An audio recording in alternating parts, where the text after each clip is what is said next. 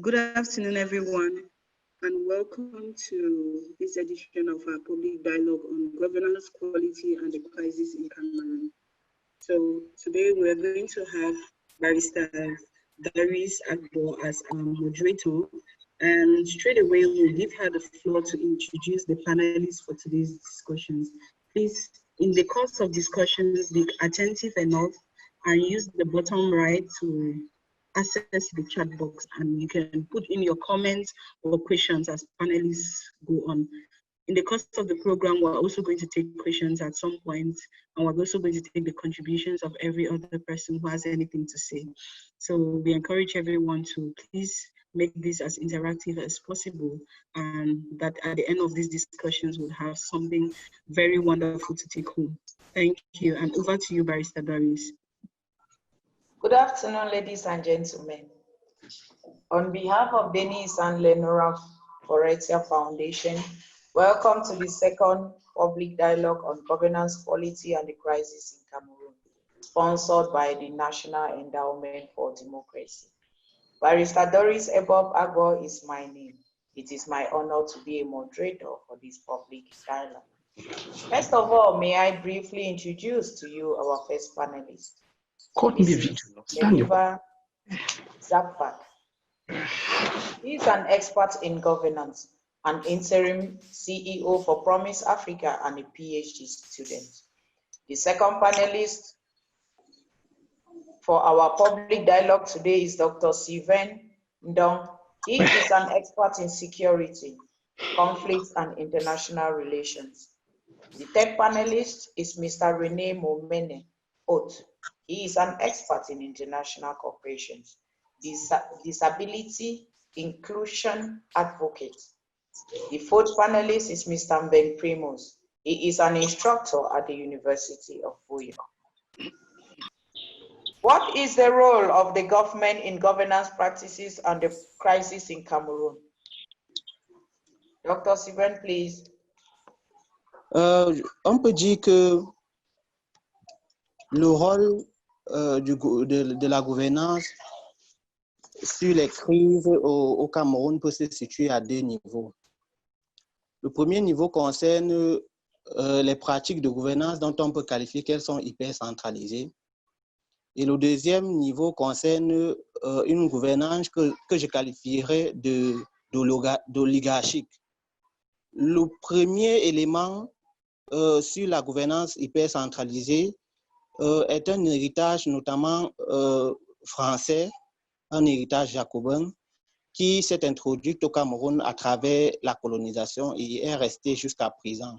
Ce qui fait que, en dépit du fait que le gouvernement, la forme de l'État, notamment dans la Constitution, est qualifiée d'État unitaire et décentralisé, on observe qu'il y a une hypercentralisation qui crée notamment les tensions entre les unités qui se sont ajoutées au Cameroun, notamment le British Southern Cameroon, à travers le processus d'unification politique qui a été enclenché dans les années 50, dans les années 60. Le deuxième élément, c'est une gouvernance oligarchique qui bénéficie ici à des minorités et de ce fait est centrée autour de ce qu'on peut appeler un noyau dur. Et ce noyau dur se reflète dans les principales villes, tandis que la périphérie est délaissée. Et ce délaissement de la périphérie fait que des mouvements armés, notamment Boko Haram et les groupes armés centrafricains, s'incrustent dans les territoires qui sont délaissés pour justement s'approvisionner et se ravitailler. Donc, pour me résumer, on peut dire que le rôle de l'État se situe au niveau de l'hypercentralisation et surtout l'État ou alors les pratiques de gouvernance interviennent au niveau de l'hypercentralisation et surtout du fait que la gouvernance ne profite pas à la majorité des populations, mais plutôt à une minorité. I just wish to thank the organizers of this event for inviting me to give a talk on this very crucial topic. Crucial because of the stakes that we have in our country today, what is happening in our country today. Our governance quality and the crisis in Cameroon, that's a major topic, and I will be handling the issue on accountability as the fundamental requirement of good governance. Now, I just wish to say that it is true that many of us may not be governance experts or specialists, but we can, however, feel or relate to the impact of good or bad governance in our community. So we can touch the impact of bad or good governance, we can feel it, we can smell it, we can sense it. So that's what we are talking about. So to begin with, it's a very good idea to give a succinct definition of what good governance is all about, or the word governance is all about. Alors, est-ce que vous me suivez? Oui, moi je te suis. Very good. Now, I said that it's very good to begin with, to start with the definition of what governance is all about, before we can delve now into the subtopic, which is the accountability as the fundamental requirement of good governance. Now, the United Nations Development Programme, or the UNDP, c'est-à-dire le Programme des Nations Unies pour le Développement, defines governance as the exercise of political, economic, administrative authority. Now, again, for the purpose of clarity of this topic, of this subject, it might interest us to understand that good governance has 8 basic characteristics that we must know about when we talk about governance quality and the crisis in Cameroon. Good governance has 8 characteristics. It is participatory. Good governance is participatory, where citizens participate in the decision-making processes in their communities, either directly or through legitimate representations. Where there is freedom of expression, where everyone's opinion counts. That is participatory aspect of good governance. Good governance follows the rule of law, where even lawmakers are subject to law, where no one is above or below the law, where impunity is discouraged, where corrupt officials do not go unpunished, but they pay for their crimes. That is good governance, rule of law. The third characteristic, it is equitable and inclusive, where there is equal distribution of income and wealth to all the citizens of every given region or country. Good governance is consensus-oriented, c'est-à-dire que c'est basé sur la consensus, orienté vers la consensus, where the different interests of stakeholders, and stakeholders, ça veut dire les parties prenantes, ceux qui ont intérêt à faire en sorte que, n'est-ce pas, les choses marchent bien dans leur pays, nous sommes les parties prenantes. We are stakeholders, the population, the masses, the citizens. We say it is consensus-oriented, where the different interests of stakeholders are considered for their best interest. 5, good governance is transparent, open and honest. 7, it is responsive, c'est-à-dire qu'on répond aux attentes de la population. Ça fait partie de l'une des caractéristiques, n'est-ce pas, de la bonne gouvernance. So, where people's needs are responded on time, respond to people's grievances instead of arbitrary arrest and detention. Now, 7, good governance is effective and efficient, which means that where tangible results are produced by the competent persons or authorities managing those resources in a given country at all levels. So good governance, 8 above all, is accountable. And that is where I'm going to situate for this short issue that I'm going to list to you. It is accountable, and accountability being the fundamental requirement or ingredient of good governance. Now, the very big question is, which is where I am situated. Là où moi je suis situé, ça c'est mon point de vue. C'est-à-dire que la responsabilité étant, n'est-ce pas, une exigence fondamentale de la bonne gouvernance. Accountability as a fundamental requirement for good governance. That's what I will be talking about in a very short time. Yes, and how can that be achieved in Cameroon, Mr. Momeni? The very big question is that what is the role of accountability in promoting good governance? The first thing we have to know is that accountability means answerability. If the government is answerable, they are accountable. In ethics and governance, accountability means answerability, meaning a government must be answerable to the needs and demands of its citizens. The government should be able to create an avenue, all right? An avenue or a means where its citizens are able to demand that the state government or state justifies its actions, how the resources of the state are being managed or used, how the state budget is allocated every year to all ministries is being used or spent, how much was used and how much is remaining. That is answerability. Donc, il doit répondre aux attentes de la population, answerability. Now, transparency. Accountability means transparency, meaning a government must be transparent. It must create an avenue where its citizens have access to information about the commitments that the government or state has made to satisfy their needs, and whether it has met or fulfilled these commitments or promises. 3, blameworthiness. Accountability means blameworthiness. A government must be ready to accept blames or criticisms for poor management to improve its governance. Instead of arresting citizens, you have to accept blame. You have to say, oh, we have failed in this, but we are going to make amends to it. That is what accountability means, blameworthiness. 4, liability. A government must be liable or responsible by law and legally answerable for anything that happens to its population. E.g., for failing to provide good roads, causing accidents, the government must be liable for that. Failing to provide good hospitals for delivery, leading to death or for pregnant women, failing to create jobs and leading to increased crime waves and unemployment. The government must be liable for that. That's accountability. Enforceability is another aspect of accountability. A government must also create an avenue where its citizens are able to sanction the state for not meeting up to certain standards or expectations. Above all, a government must be honest. Honesty also has to do with accountability. If you are honest to accept that you have failed, I think that is going to work well for a country. Accountability demands honesty or a good standard of moral rectitude by those who govern. A government should be honest enough to acknowledge failure in governance, in acknowledging mistakes, errors. Honesty is acknowledging that there is actually, for instance, there's actually an Anglophone problem, and that dates as far back as 1961. I don't want to enter so much into that. So worthy of note again to conclude is that accountability has 2 dimensions. The horizontal dimension, which Mr. Barrister, maybe you are aware of the theory of separation of powers, where the legislation, the judiciary, and the executive are the 3 arms of government that have to be independent. It has to do with accountability. But in our current situation, our current dispensation, I don't know if it is respected. So the horizontal dimension of accountability is a system of checks and balances, where the executive checks the powers of the legislation, and the legislation also checks. But in Cameroon, one arm of government is more superior than the other. That is accountability.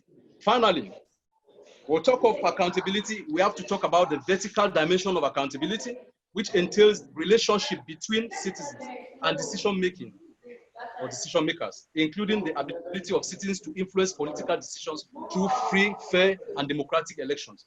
I rest my case for now. Thank you so much.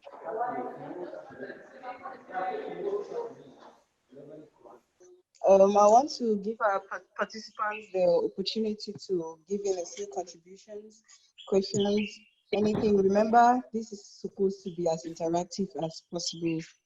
So if you have anything to say, please, now is the time. Also, if you are unable to talk, remember to make use of the comment section, the chat box, which is at the bottom right. If you look at that, you'll see the option that says chat. And to participate, if you want to participate live, simply raise your hand and we are going to give you the floor.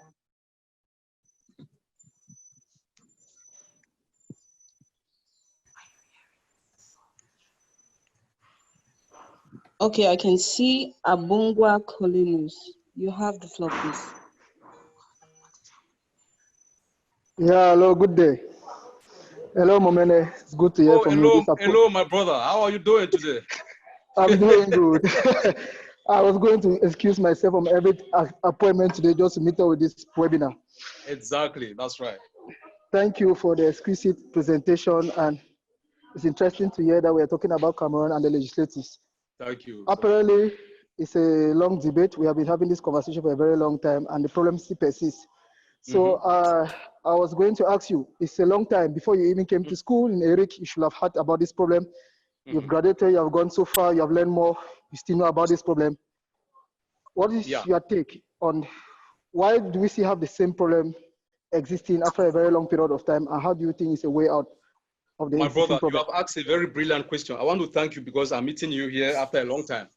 You see, let me tell you, nobody should fool us or you. Anglophone problem did not start in 2016, contrary to what people think. C'est-à-dire que le problème anglophone n'a pas commencé à 2016. The Anglophone problem is a constitutional problem that dates as far back as 1961. History cannot be thwarted.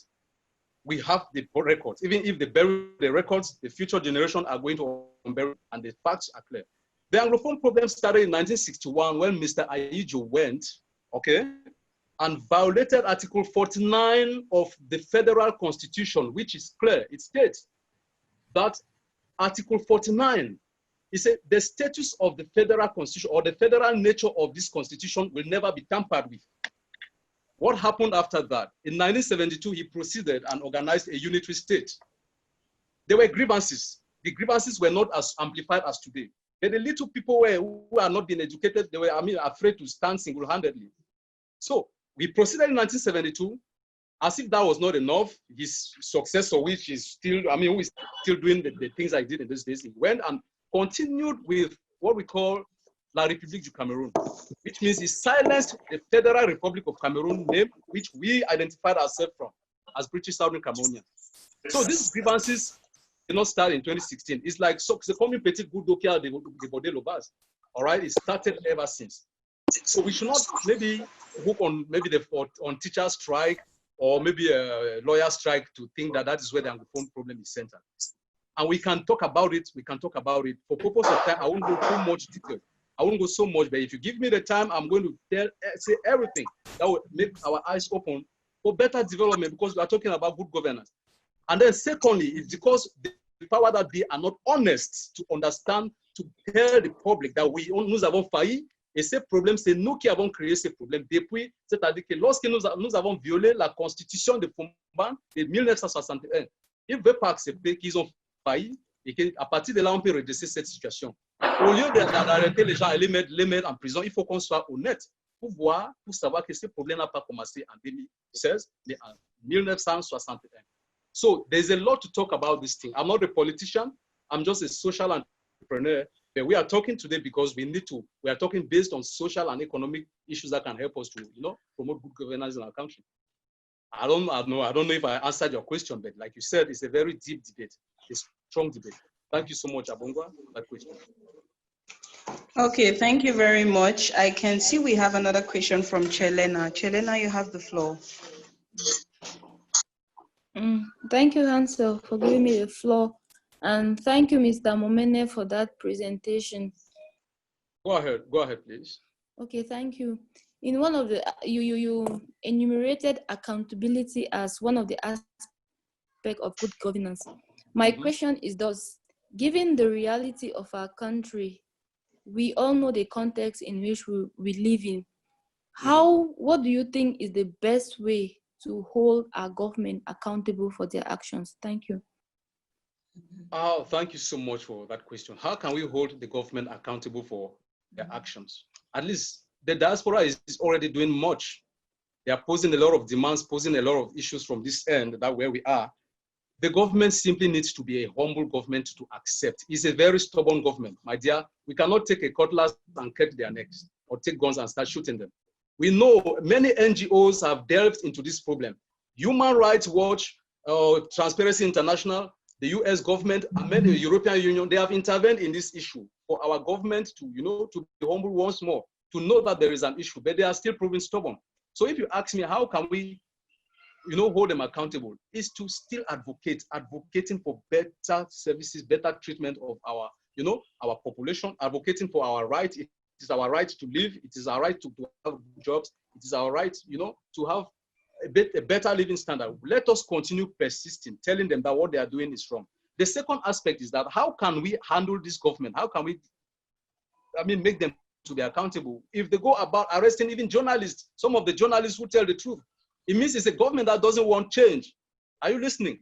There is no magic that we can do. We ourselves can fix this. But if we keep on arresting ourselves or each other, where are we going to? So if you ask me that question has a lot of dimension, my dear sister. My dear sister, we just need to tell the government that please try to... Mr. Momene, please. It is a political. We just want solutions, please. Okay, thank you so much. Yeah, we don't want to play the blame game. Now it's solutions that we need to move forward.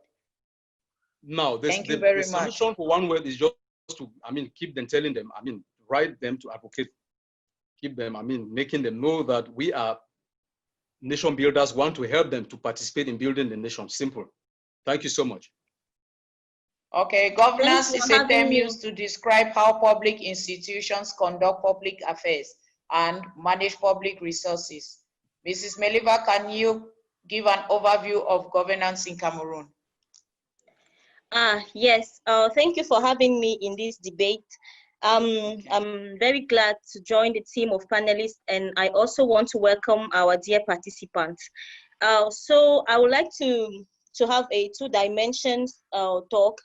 First, I would like to have a brief overview of governance schemes in Cameroon. And secondly, I would like to do a little SWOT analysis of what governance is all about in our country nowadays.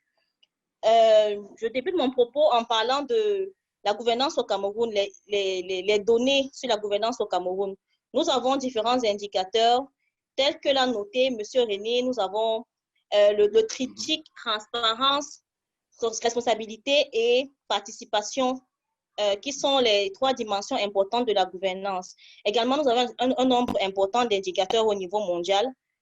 Nous commencerons par les indicateurs de la Banque mondiale. Nous en avons 6.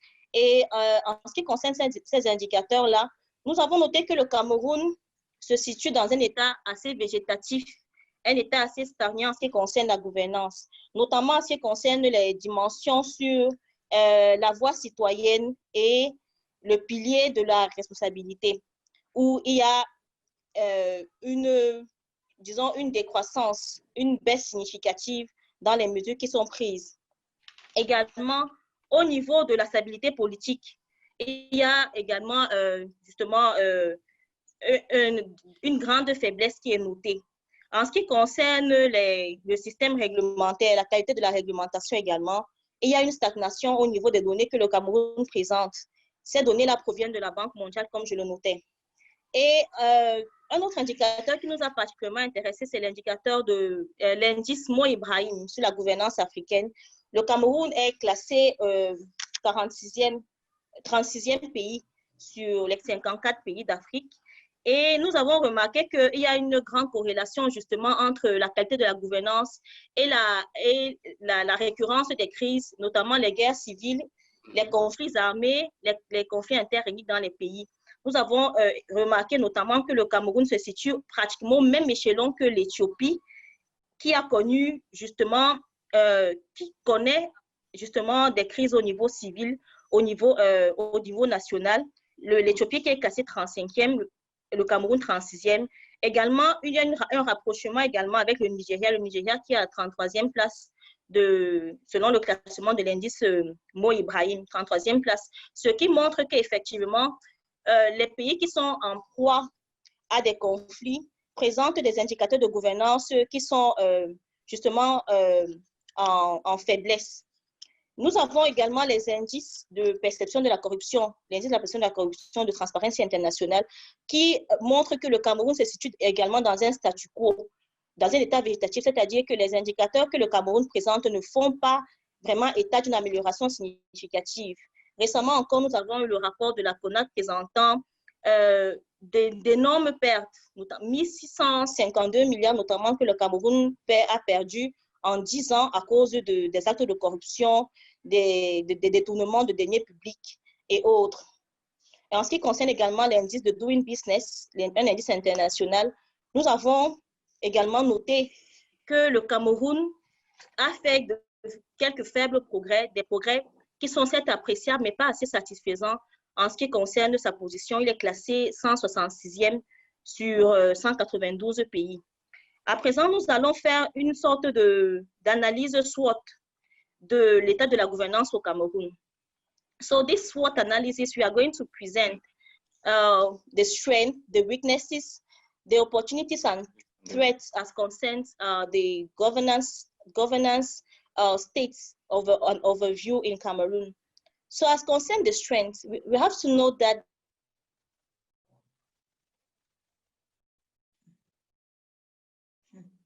Cameroon, notably as concerned normative and regulatory frameworks that are present, and an institutional space that is quite conducive for increased participation and collaboration of the different stakeholders. We have an increase in terms of public-private partnerships, in terms of the coming into place of different enforcement mechanism and the institution, the regulatory bodies such as the National Governance Program, the Contrôle Supérieur de l'État, and a good number of regimes to promote human rights and freedoms in the country. Mrs. Meliva, please, can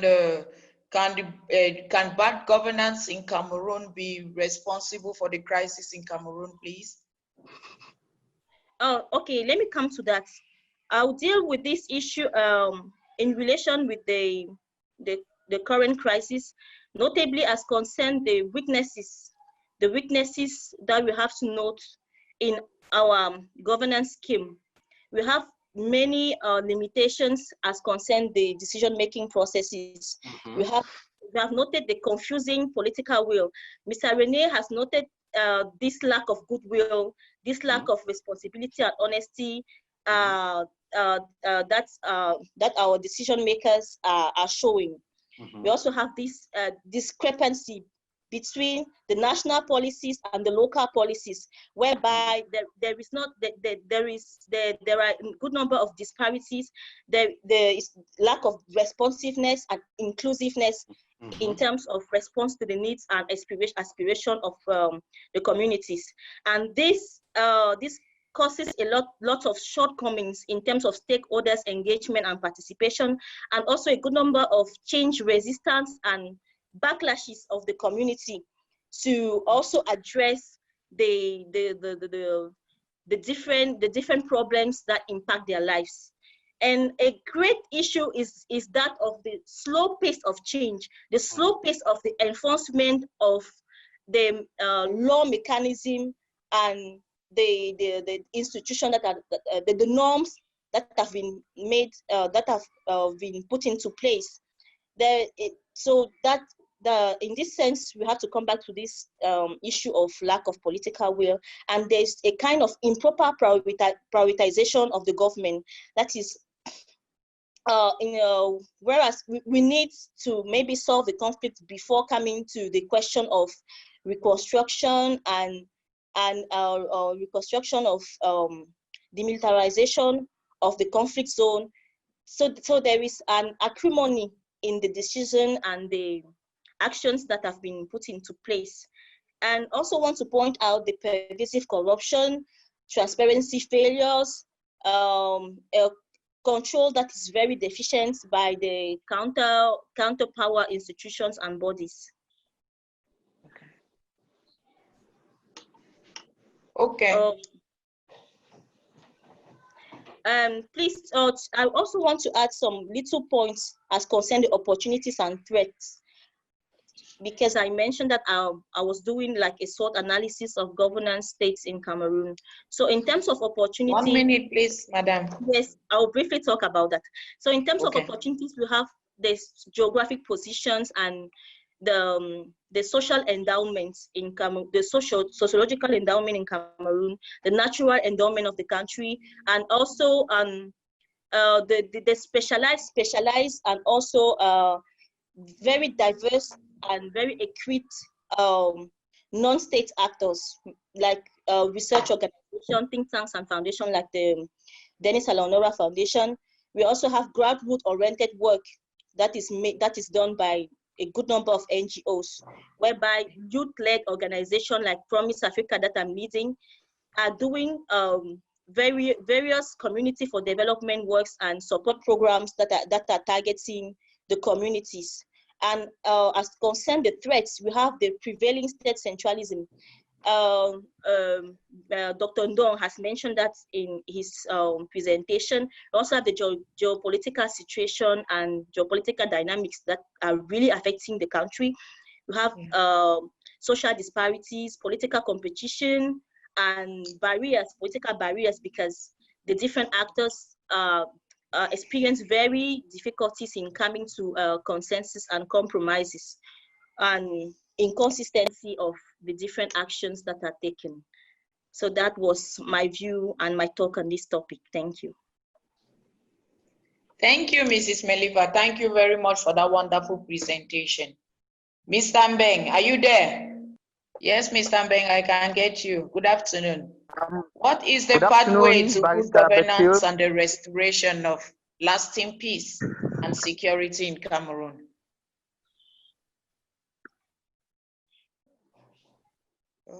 Well, good afternoon, everyone, and good afternoon to the panelists and the moderator. My presentation will be on two equal issues. I hope I'm being followed. Am I okay? Yes, Mr. Mbeng. Can you all hear me? Okay. Go ahead, sir. I'm looking at a path to good governance in Cameroon and the restoration of lasting peace and security in Cameroon. It is clearly that good governance is a solution to the problems that we have in our country today. Peace and security challenges are largely manifested on good governance. But how do we achieve a lasting good governance and the restoration of lasting peace in our society, especially Cameroon? The first thing that we have to note is the fact that we have to avoid imported constitution. The constitution that we are using in Cameroon today is an imported constitution from France.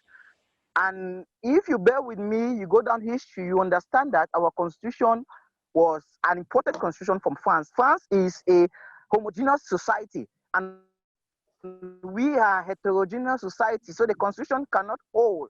So for good governance to be successful, Cameroon has to create its own constitution independent of France, and also to take into cognizance that there are diverse society and communities in Cameroon, and it should be reflected in our constitution. The second aspect as a path to governance is to understand resource governance. How our resources are being governed in Cameroon and how they are being distributed.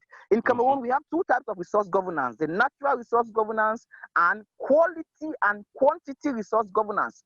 We'll talk about natural. When we talk about natural in a country, environments or areas that are blessed with natural resources. How are they governed? For example, in Boya, we have natural resources like the oil from Ndian and Bakassi. But if we look at it, the area in which these resources are coming from are not developed. That is unequal development activities in this area where they produce some of the natural resources. If we continue like that, we will be unable to achieve a good path to governance. So the government has to take its responsibility to make sure that where the resources are coming from, the area that produces the resources need to be taken care of. The people need to feel belonging, that we are producing oil, and oil, or maybe oil, or subdivision is developed because of the oil that we are producing. We have to understand that when it comes to quality and quantity resource governance, it means that the right people should be put in the right offices. You cannot take a minister who educational background is chemistry, and then you appoint that minister, maybe a minister of sports and physical education. We are mismatching our responsibility. So to avoid the problem of bad governance, we have to put quality and quality in check so that we achieve a good for governance. I spoke well about governance, gave the to Chuomola because I'll be encroaching to time. Let me also look at the issue about restoration of lasting peace and security in our beloved nation, Cameroon. To be successful, or to successfully carve out a path to good governance in Cameroon and restoring peace and security, such effort cannot be imposed from outside. To ensure lasting peace in Cameroon should not come from outside. It should come from us Cameroonians. They must be owned and led by the affected communities. So the affected communities, the Southwest and Northwest, the Far North, must be involved in the lasting peace. If they are not involved, we cannot achieve lasting peace. And the participation of institutions and community organizations, especially the private sector, the civil society, women, youth, and children. Losing Mr. Mbeng due to connectivity issues. So maybe we use this time to I'm get back. some. Can you Okay. hear me now? Yes. I'm back. Okay. Yes, I'm sorry for that interruption. I was looking at peace building as a structure for a good path to restore peace in Cameroon and security. And I was saying that the peace building project has to span in a wide range of activities. These include electoral assistance, judicial reforms, measures to strengthen health and education, the revival of domestic markets, support for agriculture, job creation, especially for the young people. These Mr. are... Mbeng, please, you have 1 minute to round up. Thank you. These are some of the policies that the government has to put in place to restore a lasting peace in Cameroon. As I earlier said, there are key sectors that the government must pay attention to: women, youth, children. If you look at the ongoing crisis in the south and northwest, majority of people who pick up arms are the youth. Most of them are children, some are even below the age of 15. So it is just to tell us that these children have a part to play to restore peace in Cameroon. The women are very important. They give birth to these children. So they're very important. We cannot achieve lasting peace by neglecting the women. So they must be put into consideration. And lastly, the private sector. We must bring in the private sector and the civil society. I think that if we put all these into cognizance, we'll be able to achieve a lasting peace in our beloved nation, Cameroon. Thank you. Thank you, Mr. Mbeng. Thank you very much. Ansel, can you have the floor, please? We are going to get some audience reactions right now. So please, if you have any questions, any contributions, now is the time to come in. Contributions on what the panelists have spoken about so far.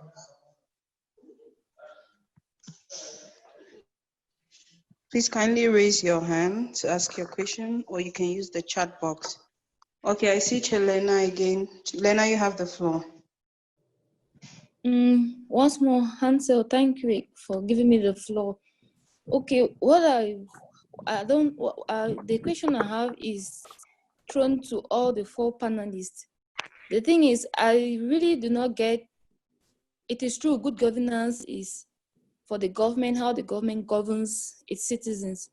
But from all the presentation, I just have an impression that it's only the government that has a responsibility to bring peace, a responsibility for development, sustainable peace.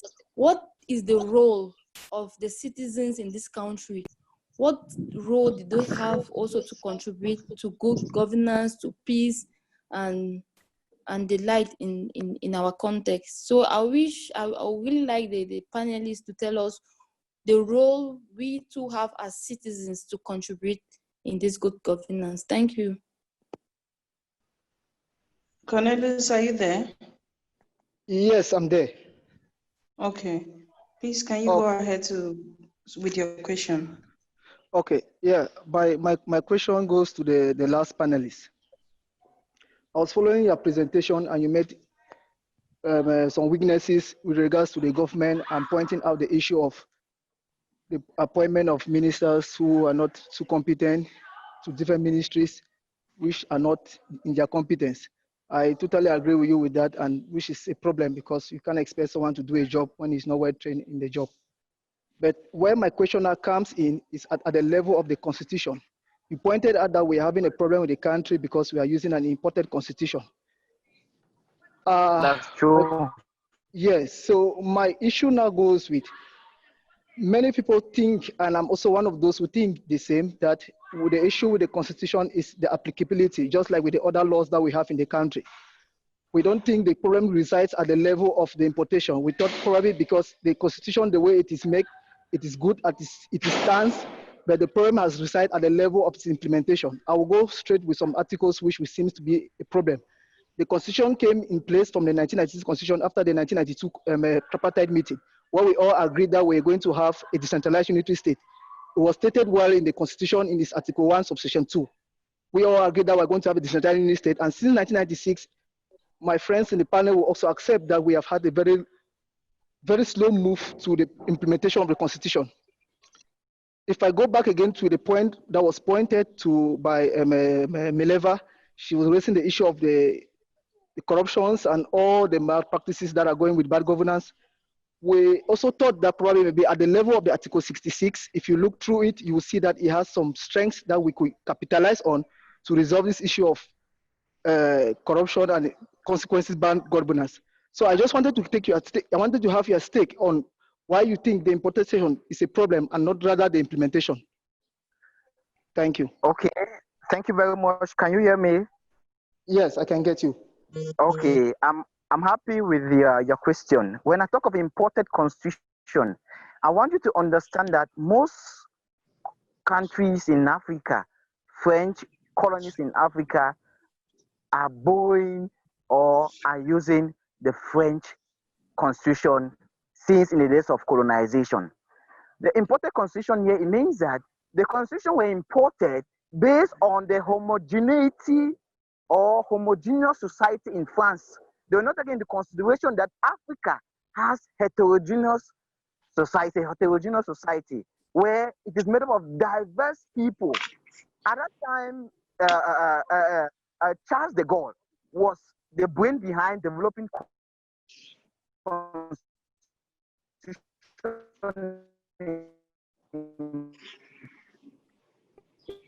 in Africa. And when we import, there was no modification that would suit our context. But from the onset, they did not develop a constitution that to suit our context. So it is along the line, coming to 1996 or from 1985 right up to date, that they tried to fix, or like fixing a round something into a square peg. It doesn't hold. That is how we are having problem with decentralization up to date, because the constitution originally did not talk about decentralization. They are trying to force a decentralized state in an imported constitution that will be difficult for it to be achieved. For almost 29 years today, why have we not achieved decentralization? It's because of the fact that the constitution from the onset did not provide decentralization, did not take into cognizance that there are diverse people living in Cameroon. They are just trying to force the constitution into us and try to do some modifications to make us believe that it is a constitution that suits our context. But that's not the truth. If you read the works of Charles de Gaulle, when he wrote, he made many statements that for Africa to survive, Africa must depend on how France is ruling its colonies. And that is how the constitution was drafted from France's constitution. I don't know if my explanation makes sense to you. Okay, thank you very much, Mr. Mbem, for your contribution. There was also a question raised by Lena, so please, can our panelists react to that? How we can get citizens involved? Hello? Yes, Mr. Rennie. Yeah, so Lena asked a very good question, and without going too detailed, the only way maybe we can get the government involved, or the citizens involved in helping the government, provide good governance. I would say the government, first of all, that political will to accept everybody in an inclusive dimension, to bring your idea to the table. For example, let me quote an instance. There are so many non-governmental organizations in Cameroon who are trying to bring up initiatives. I lived in that same Yaoundé. I had an NGO. To be sincere, there is never a government ministry where I went to. They accepted me. I sent in my project. I said, what I can do in my own dimension, in my own way to contribute, to assist maybe in alleviating suffering, one way or the other in a particular community. They don't encourage youths to come up with such ideas. The only thing I know is that they do everything to discourage you, imposing taxes on any little business you want to do. And not knowing that that business is helping to contribute. Mr. Momene, sorry, the question was, how can citizens be involved in the restoration of peace?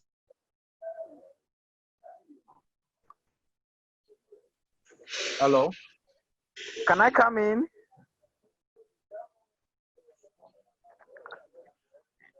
Hello? I would also like to say Yes, a little bit I about think we're trying to get a clarification on what her question was.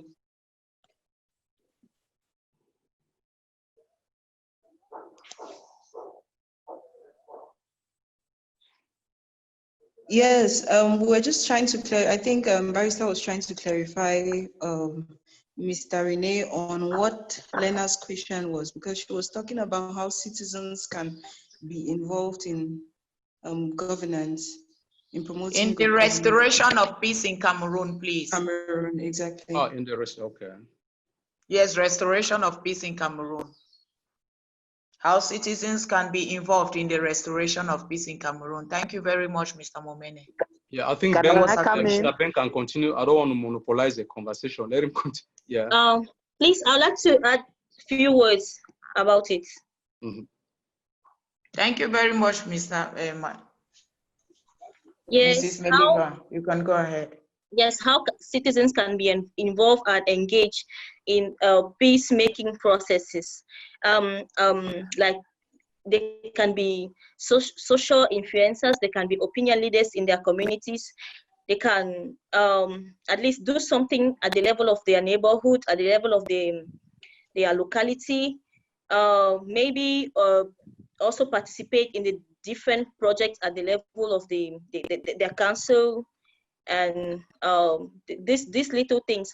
And I wanted to add a little bit things about the evidence-based or data-informed decision making, because I've noted that even in their academics, in their academic background, they can do something, because students still have a little contribution to make in terms of maybe the research that he has done on a particular topic, be it in agriculture, in communication, in science and stuff. Donc, je pense également que même dans la recherche, même dans la façon dont un étudiant procède pour son mémoire, pour ses travaux personnels, il peut également contribuer à ce que, au niveau de son environnement immédiat, qu'il y ait un certain changement dans sa communauté, dans la mairie. Pourquoi pas s'associer avec des organisations d'acteurs jeunes, ou bien alors des organisations à base communautaire pour participer à la façon dont les choses sont gérées. Et puis, un aspect important également, c'est les réseaux sociaux. Les réseaux sociaux, parce que maintenant, il y a des facilités technologiques qui permettent que le citoyen soit un acteur qui se fait entendre, qui permet d'amplifier la voix des différents acteurs pour que leur voix compte au niveau politique. C'est pourquoi il y a beaucoup d'opportunités à trouver dans la question de la e-gouvernance, où la participation publique peut être plus accrue et qui renforce l'espace public et la légitimité, également la facilité que les citoyens ont de participer à la gestion des affaires publiques.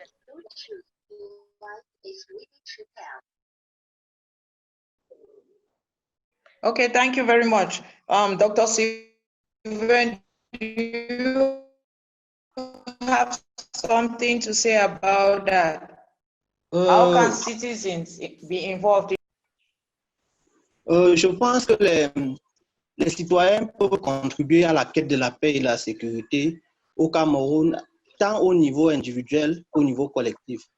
Au niveau individuel, il faudrait déjà que nous soyons des acteurs qui promouvent le civisme, c'est-à-dire que nous puissions être ceux-là qui sont les relais de ce qui est fait au niveau national par notre comportement, qu'on promouve la tolérance, qu'on fasse montre autant que faire se peut des valeurs qui régissent une société et des valeurs qui vont dans le sens de la promotion de la paix et de la sécurité, l'entente, le dialogue, privilégier un certain nombre d'instruments qui ne nous mettent pas en difficulté vis-à-vis de nos de nos concitoyens. Au niveau collectif, les citoyens peuvent et doivent même s'intégrer dans des initiatives communautaires qui visent à rechercher les voies et moyens pour que le Cameroun reste et demeure un pays en paix. Donc, on peut dire que la responsabilité n'est pas uniquement celle des gouvernants ou du gouvernement, mais il incombe également à chacun d'entre nous à être les acteurs de la paix, à être ceux-là qui sont porteurs des vertus pour que, in fine, dans notre pays ou dans notre continent, nous puissions vivre en paix, tant avec nous-mêmes qu'avec nos voisins.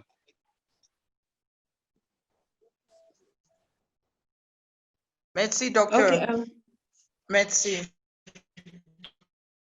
we can see some other hands up. I see Marilise Nusi.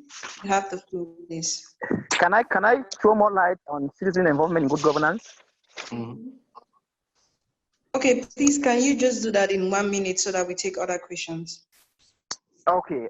I just wanted to say that there's a lot that citizens can do to assist the government or their governing structure in achieving good governance. The first thing is there are two dimensions, locally at the local level and at the international level. First, you have to get involved in community development, local community development. We must not wait for the state to come and develop a door-to-door movement. No, the youths or the citizens have to involve in local development. Also, the youth have to be proactive, or the citizens have to be proactive in their day-to-day engagement, and also they have to get involved in constructive and developmental debate like the one we are having. It is through this debate that ideas will be shared among citizens and how they can better improve their communities, and also to join civil society. You cannot stay aloof and expect the government to do everything for you. Of course, no.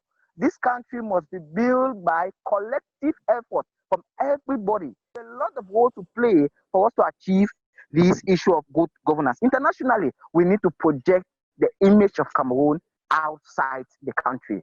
We have to be an ambassador of this country in order for our country to be seen as a country of good governance. Thank you. Okay, thank you very much, Mr. Mbeng. We're going to take the last set of questions before throwing the floor back again. So we take a question from Marilise Nusi. You have the floor, please. Bonjour à tout le monde. Ce n'est pas une question en tant que telle. J'aimerais attirer l'attention d'un panéliste, M. Beng Fang, qui a fait pendant sa présentation tout à l'heure. Il a parlé de société homogène et de société hétérogène, en parlant vous parlez de la Constitution, l'adoption de la Constitution dans certains pays africains. Et j'aimerais relever, souligner que c'est de lui suggérer d'être très précautionneux dans l'usage qu'il fait de certains concepts dans son argumentaire. Parce que dire par exemple de la société française qu'elle est homogène et de dire de la société camerounaise qu'elle est hétérogène, c'est une approximation grave et qui peut être dangereuse. Surtout quand on veut l'appliquer à analyser ou à comprendre la crise actuelle qui a des fondements identitaires. Parce que pour qui prend la peine de connaître l'histoire de France, la constitution démographique de la France, on sait bien que ce n'est pas une société hétérogène, on va dire homogène ethniquement, ni même en Europe. Donc, exciper comme ça les concepts de société homogène et de société hétérogène dans notre contexte, je trouve ça très dangereux. Et c'est une approximation, même sur le plan scientifique, quand on voit la constitution, on veut faire l'histoire démographique de notre peuple. Donc, c'est l'intervention que je voulais faire. Merci. Okay, thank you very much, Maris, for the remark. We take Mr. Ego Mudi Aziz, whose hand was up. You have the floor, please. Hello. So, yeah, thank you for the opportunity. I actually wanted to point out the same thing that my fellow colleague Melissa has just pointed out. Actually, we have the issue of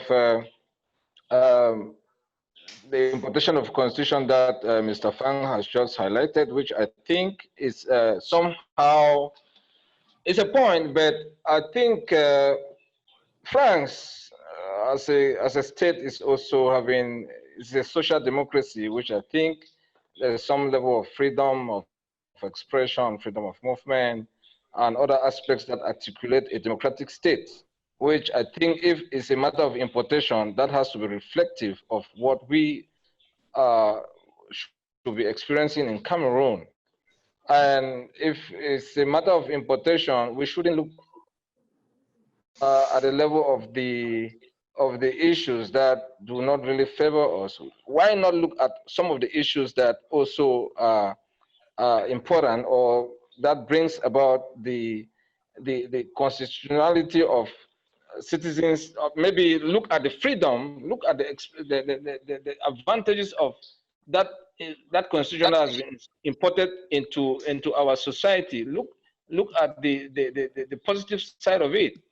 Yes, for sure. I think the issue of importation of constitution is an issue, but why not focus on the positive aspects? Because I know France is a democracy, and they have quite elaborate advantage to the citizens as per what the constitution says. So why not focus on some of those issues that are really bringing on board some of the freedoms and human rights that the constitution articulates? So to me, I think in one way it's good, and on the other way, I think we cannot actually just say it's not something that we can emulate. We have always been. Okay, thank you very much, Mr. Ego, for the contribution. I see there was a hand up from Dinga Tambi. So you have the floor to give your contribution or question. Yes, I actually just wanted to make a very short remark concerning the question Barrister asked on the fact, or Lena asked rather, on the contribution of citizens in bringing peace in our country. I just wanted to make a remark to say it's very possible, but at a point in time, it is very, very difficult, considering the fact that the youth are not even given the opportunity to be able to assist in the peace building process. You cannot help someone that does not want to get help from you. So I think if the government opens up for youth to be able to contribute in peace building, youth and the younger generation will be so much happy to propose solutions. But as of now, where we still have problems of freedom of speech, people cannot fully express themselves. And if you have to make a contribution, it has to be in line with what maybe the government is thinking. I think it's rather very, very difficult at this point in time. Thank you. Over. Okay, thank you, Dinga, for your contribution. I see this in the comment section from Ajitongnong Denagan, who says, I didn't follow all the presentation. My concern is that what model do you set up or propose to government to overcome this situation, please? So panelists, I think we've gotten enough from our participants. Let's hear from you. Do you have anything to say or comment based on some of the contributions, and also following this last question that says, what model do you set up or propose to government to overcome this situation? Je ne sais pas si je peux parler. Yeah, please go ahead. Oui, je pense qu'il y a un certain nombre de solutions qui peuvent être préconisées en fonction des crises que nous traversons. Il faudra déjà commencer à distinguer les crises pour ne pas y apporter des réponses globales. Je pense que concernant la crise, ce qu'on a appelé la crise anglophone, il est important de savoir que l'issue militaire ne peut pas résoudre ce problème parce que, en dépit du fait que les forces séparatistes soient en inégalité de force avec l'armée, ils disposent de deux éléments qui sont importants, notamment la connaissance de la géographie et surtout le but moral de la guerre. Donc, il me semble qu'il est important qu'on puisse continuer dans la voie du dialogue en promouvant un dialogue inclusif qui implique toutes les strates qui sont directement concernées par la crise Et qu'à l'issue du dialogue, on aille vers plus d'autonomisation. Parce que quand on revient sur l'histoire du British Southern Cameroun, on voit que ça a été une continuation de contestation, d'abord de la domination Igbo, puis de la domination anglaise. Et depuis 1961, de la centralisation qui a été opérée par l'État. Donc, il me semble qu'on doit promouvoir un dialogue politique inclusif et qui aille vers l'autonomisation. Concernant la question de Boko Haram et les incursions armées à l'Est du Cameroun, il me semble qu'il faut participer au contrôle des frontières en mettant l'accent tant sur le renseignement technologique que le renseignement à sources humaines et en viabilisant les périphéries. Parce que si on tend à regarder comment le Cameroun s'est structuré, il y a une sorte de délaissement des périphéries qui fait que les groupes armés qui opèrent dans des pays voisins sévissent justement parce qu'il y a un manque de viabilisation des espaces frontaliers. Je pense que c'est ces solutions qui peuvent être préconisées pour plus de paix et de sécurité au Cameroun.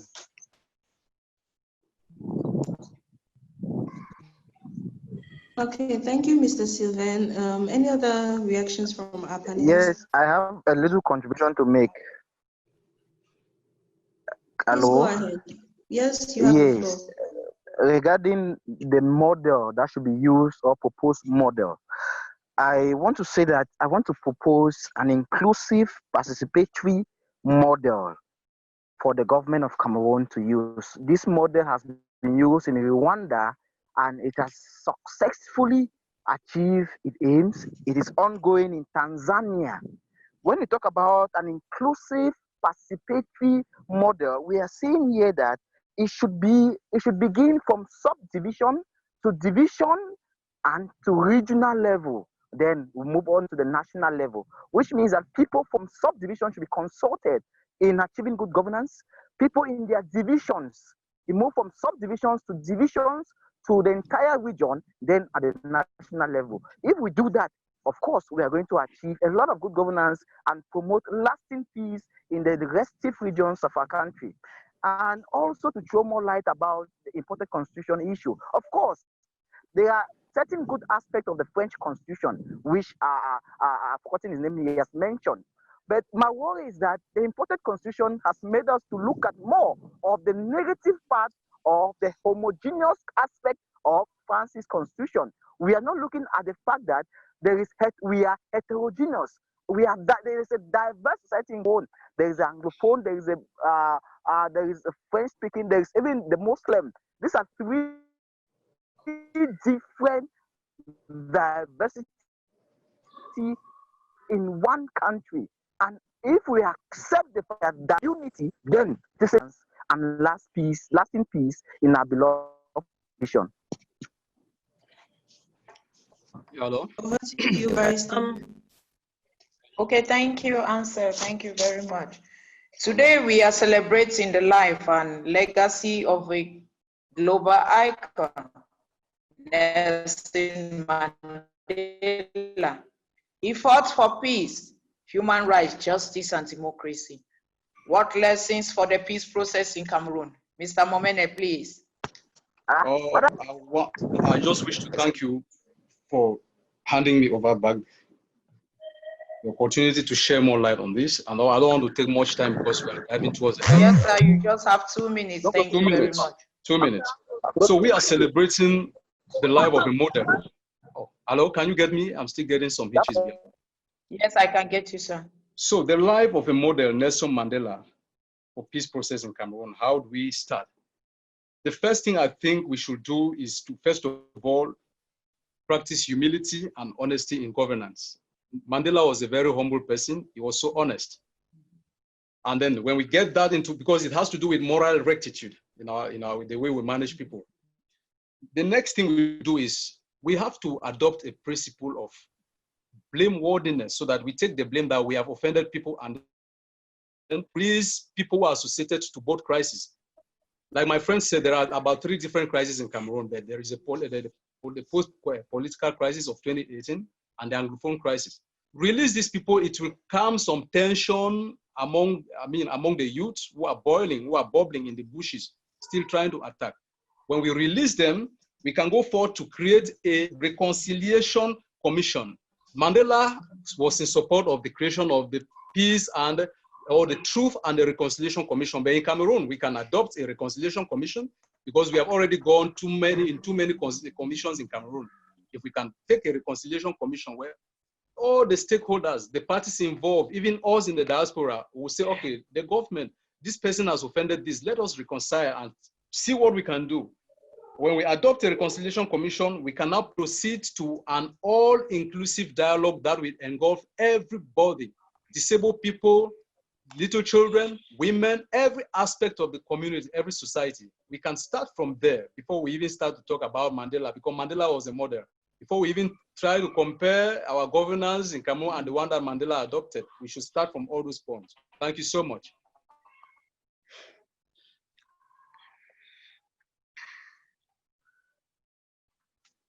And I also want to add. Yes, Minerva, please, you have the floor.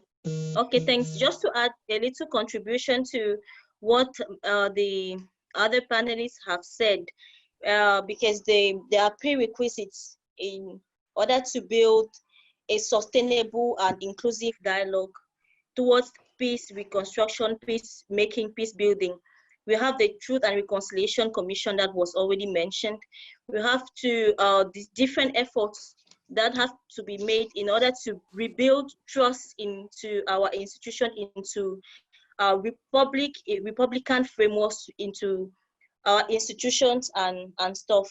And then I also want to point out the fact that as concerned the different frameworks, we have the General Code on Decentralization that was implement.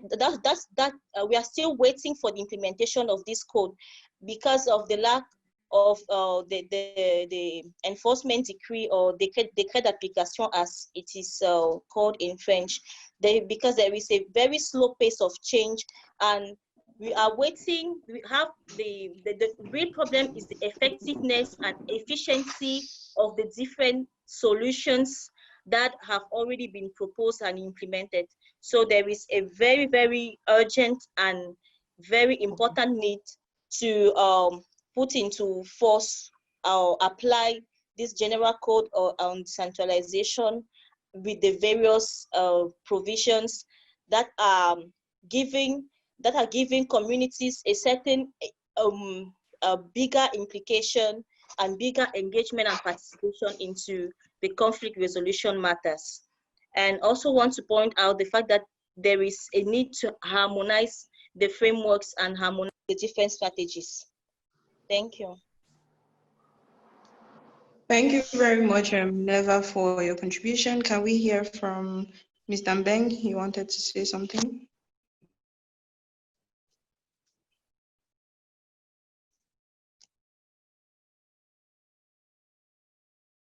Okay, apparently we cannot get Mr. Mbeng now. Any other last comments on this? What lessons can we learn from the life of Nelson Mandela today in Cameroon?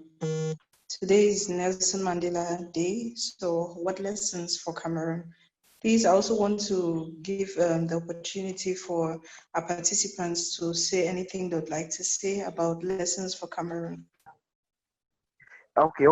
Thank you very much. I want to say that I always like to use Rwanda as a case study for some of the solutions that we can have in Cameroon. Going through the 1994 incident in Rwanda was a lesson to many. And I think that we have to start by examining the African peer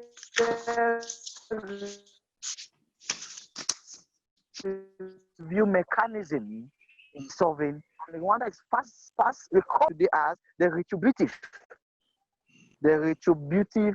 justice. If Cameroon can embrace that principle of retributive justice, then we are sure to achieve good governance alongside a lasting peace and security in our nation.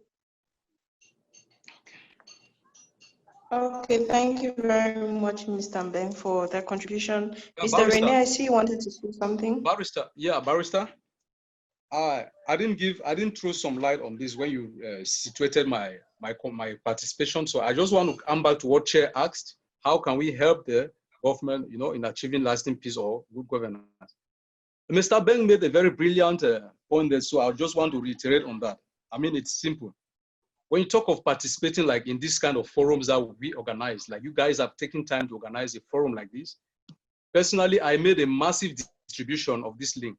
But then, what do we do? What do we need? We only want microwave, provisions, microwave jobs. Nobody, are just 27 participants are online right now. That is one of the ways we can help by learning things like this kind of participatory discussions that we have, giving everybody is bringing his own idea on deck. That's the only way we can learn things and to see how we can tackle situations. It's not just, miracle doesn't just fall from heaven. So I just want to reiterate on that point that when youths participate in forums like this, they build our, they build our ideas, they know how we can, help the government to carry out these projects. I mean, that's the remark I'm just making. That we are trying to encourage our brothers and our sisters, the youth, to participate in forums like this so we can help to build our nation. Thank you so much.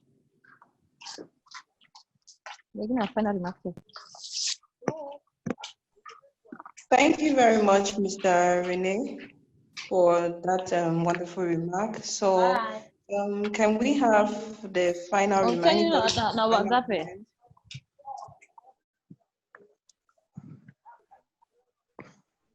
Hello? Any final comments from anyone on what should be our take-home message for today? Okay, let me start.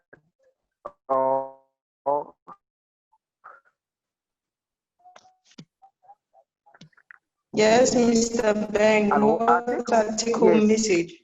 Our take-home message for today, as far as the topic, governance quality and the crisis or conflict in Cameroon, looking at a path to good governance and lasting peace, our take-home message should be that there should be community participation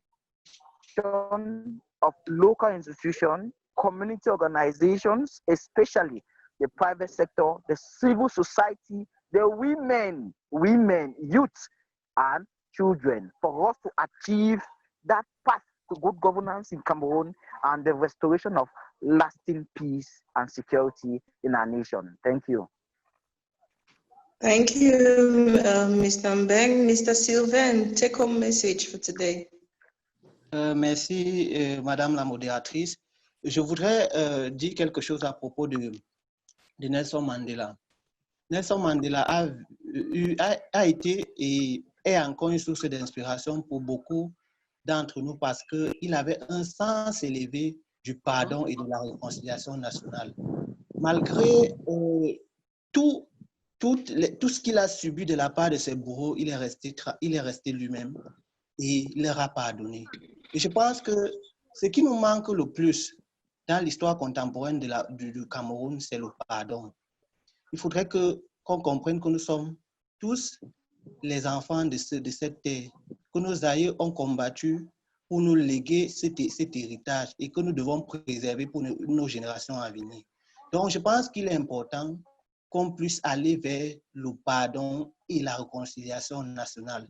Je parle du pardon et de la réconciliation nationale au sens large, pas seulement dans le cadre de ce qu'il est convenu d'appeler la crise anglophone, mais également pour ce qui concerne tous les compatriotes qui ont donné leur vie pour que nous soyons où nous sommes aujourd'hui.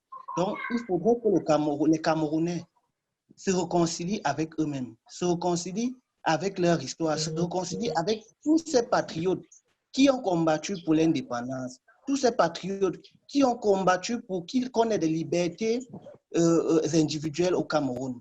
Et c'est à partir de là que nous allons fonder un consensus national qui sera nécessaire pour pouvoir faire avancer le Cameroun. Merci. Thank you very much, Mr. Sylvain. Can we hear from Minerva, your take-home message for everyone? Yes, thank you for giving me the floor to have the like a closing remark on this.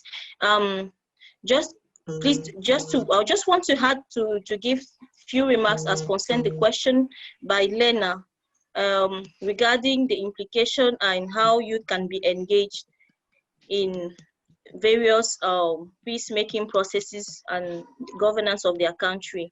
And I just want to point out the fact that it's very important to join an organization, be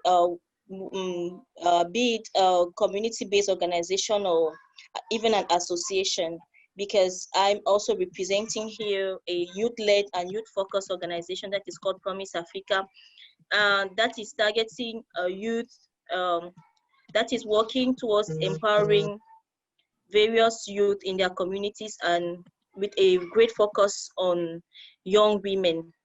And we are also taking part into different international encounters and are also involved in different international initiatives. It is very important because we are also working in networking, advocacy, community action, and it is very important for every citizen to work at its own level in order to contribute. But for that, we have to be very professional, to be well structured, not only act and to act for the general interest of the country. That's what I wanted to add.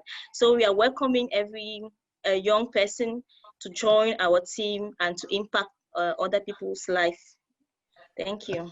Thank you very much, Minerva. So we have come to the end of today's discussions on governance, quality, and the crisis in Cameroon.